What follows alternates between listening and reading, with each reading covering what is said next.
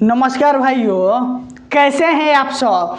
देखिए, बिहार पुलिस के लिए जो हम 700 वीवीआई क्वेश्चन लेकर आए हैं, जिसमें आपका 300 साइंस का क्वेश्चन मिलने वाला है, 300 जीके का क्वेश्चन मिलने वाला है। जीके में आपका हिस्ट्री, ज्योग्राफी, पॉलिटिकल, इकोनॉमिक्स सब रहेगा और 100 क्वेश्चन आपको स्टैटिक जीके का मिलने वाला है। और ये 700 क्वेश्चन का जब आप एनालिसिस देखिएगा तो लगभग आपका 2000 से 2200 क्वेश्चन क्लियर हो जाएगा। और इसको हम पार्ट बाई पार्ट में डेली 100 क्वेश्चन करके लाते रहेंगे। आप मेरे साथ जुड़िए और बिहार पुलिस में वर्दी पाइए। और ये 700 क्वेश्चन का हम 100 क्वेश्चन करके आपको कमेंट में जो लिंक दिए हैं टेलीग्राम का, वहां पर पीडीएफ भी दे देंगे। और क्लास देखना मत भूलिएगा, पीडीएफ से अनिवार्य चीज है क्लास देखना, क्योंकि यही 700 क्वेश्चन से लगभग आपका 35 से 40 या 50 क्वेश्चन क्लियर होगा। इसलिए मेरे साथ बने रहिए।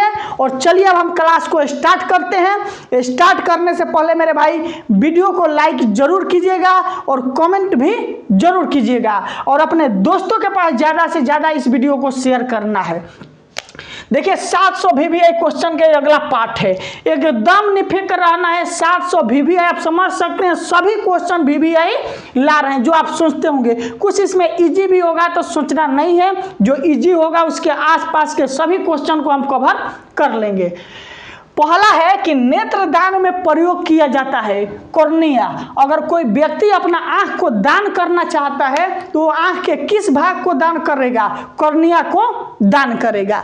आंख पर कैसा प्रतिबिंब बनता है? हमारे आंख में जो प्रतिबिंब बनता है वो वास्तविक बनता है, उल्टा बनता है तथा वस्तु से छोटा बनता है। हमारे आंख में हमेशा के लिए उत्तल लेंस उपलब्ध रहता है। ये था आपका आंख से संबंधित आसपास का क्वेश्चन।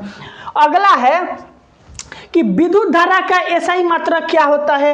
विद्युत धारा का आपका एसआई मात्रक जो है वो एम्पियर होता है। विद्युत धारा आपका एक अदिश राशि है तथा विद्युत क्षेत्र जो होता है वो आपका सदिश राशि होता है। और विद्युत धारा एक अदिश राशि है। विद्युत धारा का एसआई मात्रक एम्पियर होता है। विद्युत धारा को हम लोग आमीटर से मापते हैं। अगला क्वेश्चन है, गैस नली में प्रवाह की दर को किससे मापते हैं? वेंचुरी मीटर से। गैस के जो नली होता है उसमें कितने प्रवाह से गैस प्रवाहित हो रहा है, इसको मापने के लिए वेंचुरी मीटर का प्रयोग हम लोग करते हैं। अगला प्रश्न है, बैरोमीटर का पठ्यांक एक एक नीचे गिनना। ठीक, एका लिखा है, एकाएक नीचे गिरना। यानी बैरोमीटर का जो आपका पठ्यांक होता है, अगर वो एकाएक नीचे गिर गया, इसका अर्थ ये हुआ कि आंधी तूफान आने की संभावना है।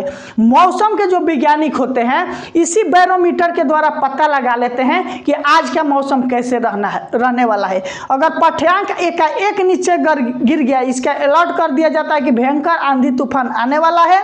अगर आस्ते आस्ते नीचे गिर रहा है तो वर्षा आने की संभावना है। अगर आस्ते आस्ते यानी धीरे धीरे ऊपर उठ रहा है तो मौसम साफ होने की संभावना है। अगला है कि सबसे कमजोर, ठीक, सबसे कमजोर बल कौन है? सबसे कमजोर बल आपका गुरुत्वाकर्षण बल को बोला जाता है। सबसे कमजोर बल कौन है? आपका गुरुत्वाकर्षण बल है। अगर यहीं पर पूछे कि सबसे मजबूत बल कौन है तो आपका नाभिकीय बल होगा। ठीक, गुरुत्वाकर्षण बल इसलिए कमजोर है कि वो दो पिंडों के बीच में लगने वाला है। पिंड हटा लीजिएगा, उसका बल अपने आप समाप्त हो जाता है।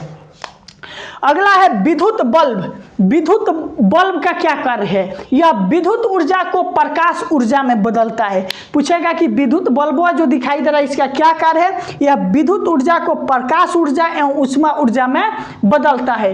वही पूछ दें वहीं पर आपसे क्वेश्चन कि सौर सेल का काम क्या है? वो सौर ऊर्जा को विद्युत ऊर्जा में बदलता है। जनरेटर का काम क्या है? वह यांत्रिक ऊर्जा को विद्युत ऊर्जा में बदलता है। मोटर का क्या काम है? वह विद्युत ऊर्जा को यांत्रिक ऊर्जा में बदलता है। अगला प्रश्न है लोहे पर जंग लगना। लोहा पर जंग लगना आपका एक रासायनिक परिवर्तन है। दो परिवर्तन होता है, एक रासायनिक एवं भौतिक। भौतिक का अर्थ हुआ कि फिर वह परिवर्तित होकर हमें मिल जाए, जैसे पानी से बर्फ बनना, बर्फ से पानी बनना, ये आपका भौतिक परिवर्तन है। दूध से दही बनना, ये आपका रासायनिक परिवर्तन है, क्योंकि फिर दही से दूध हम नहीं बना सकते हैं।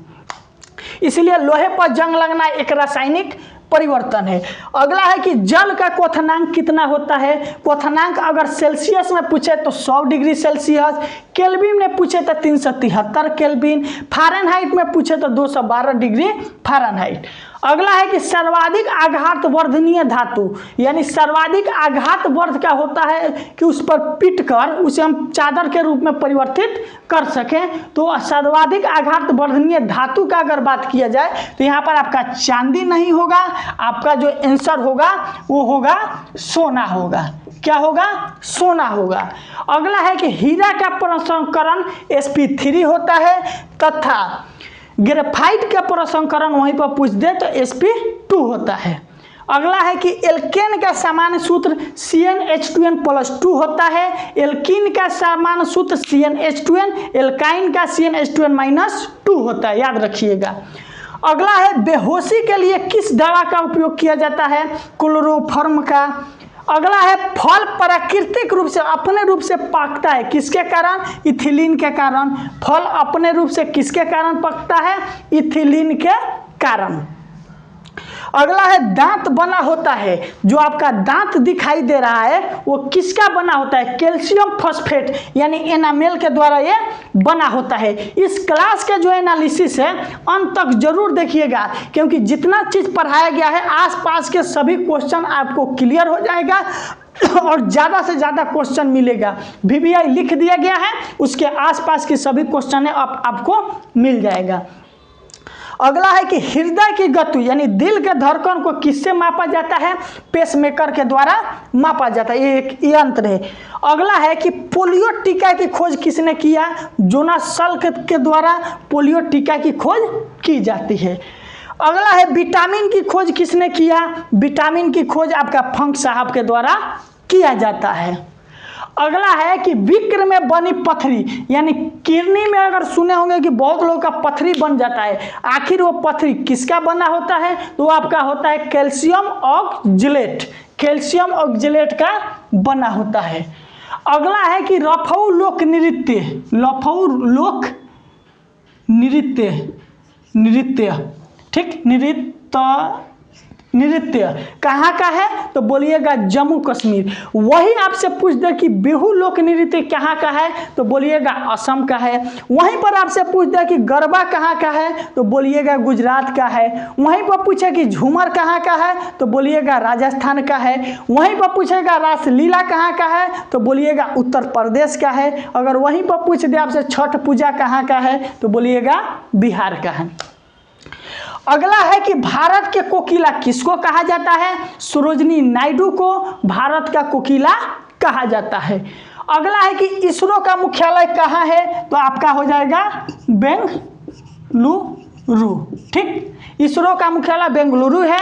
इसके अध्यक्ष एस सोमनाथ है। अभी इसरो के द्वारा ही चंद्रयान 3 का लॉन्चिंग किया गया, जो चंद्रयान पर चंद्रमा पर सॉफ्ट लैंडिंग कर गया है। अगला है कि संविधान की 8वीं अनुसूची का संबंध किससे है? संविधान के 8वीं अनुसूची का संबंध आपका भाषा से है। भाषा संविधान में टोटल अनुसूची में 8वीं अनुसूची में टोटल कितनी भाषा को मान्यता मिली है? तो उसमें आपको 22 भाषा को मान्यता मिली है। उसमें से आपका बिहार का एक भाषा है जिसका नाम है मैथिली। अगला है मौलिक अधिकार लिया गया USA United state of America से। अगला है कि प्रधानमंत्री को शपथ कौन दिलाता है? उच्चतम न्यायालय के मुख्य न्यायाधीश यानी सुप्रीम कोर्ट के जो मुख्य न्यायाधीश होते हैं वो प्रधानमंत्री को शपथ दिलाते हैं। प्रधानमंत्री जो है अपना त्याग पत्र किसको दे सकता है? तो अपना त्याग पत्र राष्ट्रपति को दे सकते हैं। राष्ट्रपति को शपथ कौन दिलाता है? तो सुप्रीम कोर्ट के मुख्य न्यायाधीश। राष्ट्रपति अपना त्याग पत्र किसको देंगे? उपराष्ट्रपति को। अगला है मुख्यमंत्री बनने की उम्र कितना है। मुख्यमंत्री बनने के लिए कम से कम आपकी न्यूनतम उम्र है वो है कि 25 साल का आप हो गए हैं ना तो आप बिहार के मुख्यमंत्री बन सकते हैं। राष्ट्रपति बनने के लिए 35 साल उम्र है, प्रधानमंत्री बनने के लिए 25 साल उम्र आपकी होनी चाहिए। अगला है सर्वाधिक जनसंख्या घनत्व वाला राज्य। सबसे ज़्यादा जनसंख्या, भले शिक्षा में सबसे पीछे आपका स्थान मिलेगा लेकिन जनसंख्या में घनत्व में सबसे आगे आपका बिहार है। यहाँ 1106 व्यक्ति प्रति किलोमीटर पर रहते हैं। पूर्व मध्य रेलवे का मुख्यालय कहाँ है। पूर्व मध्य रेलवे का मुख्यालय आपका हाजीपुर में मिलेगा। अगला है कि जिब्राल्टर जल संधि किससे अलग करता है। अफ्रीका को यूरोप से अलग करता है। कौन? जिब्राल्टर जल संधि। अगला है पहली बार वंदे मातरम गाया गया 1896 में कोलकाता अधिवेशन में पहली बार वंदे मातरम गाया गया। अगला है कि रॉलेट एक्ट कब पारित हुआ।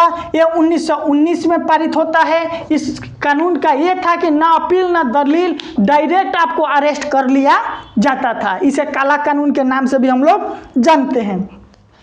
अगला है कि रानी का अभिलेख कौशाम्बो अभिलेख से मिलता है। रानी का अभिलेख किससे मिलता है? कौशाम्बो अभिलेख से। ये आपका जो 700 क्वेश्चन चल रहा है, डेली 100 क्वेश्चन मिलते जाएगा। 100 क्वेश्चन डेली दिन में 2-3 पार्ट के रूप में मिलेगा। इसका शाम में 8 से 9 बजे के बीच में आपको PDF मिल जाएगा। इसलिए इस क्लास को जरूर सुनिएगा, देखिएगा। एकदम क्वेश्चन टकराना तय है, एकदम इसी से पूछेगा।